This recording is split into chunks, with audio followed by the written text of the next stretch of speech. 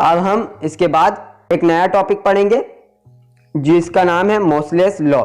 मोसले ने modern periodic table का law भी पेश किया था।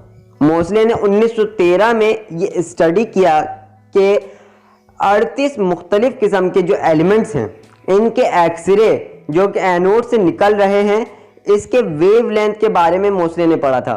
जो 38 किस्म के मुख्तलिफ एलिमेंट्स लिए उसके वेवलेंथ के बारे में पढ़ा जब वो एक्सरे निकल रहा है उसके एनोड से टकराने के बाद।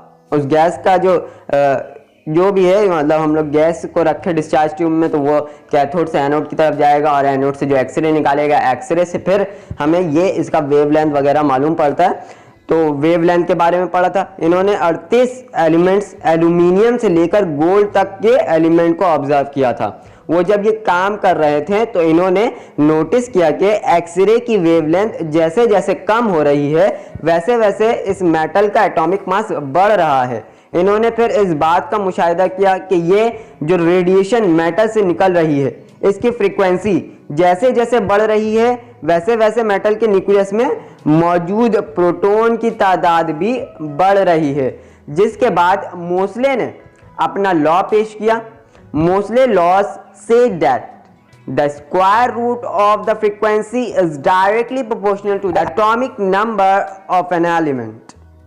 फ्रीक्वेंसी के साथ रूट इसलिए लगाया गया क्योंकि ऐसे रेस की फ्रीक्वेंसी की वैल्यू बहुत बड़ी होती है और हमें मालूम है कि एलिमेंट में मौजूद प्रोटॉन की तादाद को हम एटॉमिक नंबर कहते हैं जिसे Z से रिप्रेजेंट किया जाता है।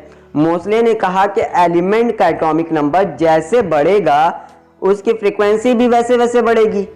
Under root frequency f is directly proportional to Z atomic number minus b। Proportionality का साइन हटा के a कांस्टेंट को प्रोड्यूस कराएंगे। Under root f is equal to a z minus b। यहाँ पर a और b दोनों ही मोसलेस कांस्टेंट की एक कांस्टेंट वैल्यू है। अगर आप मेरे चैनल पर नए हैं तो इसे सब्सक्राइब करिएगा। वीडियो अच्छी लगी हो तो इसे लाइक करिएगा। मिलते हैं एक नए वीडियो के साथ, जब तक के लिए अल्लाह हाफ़िज़।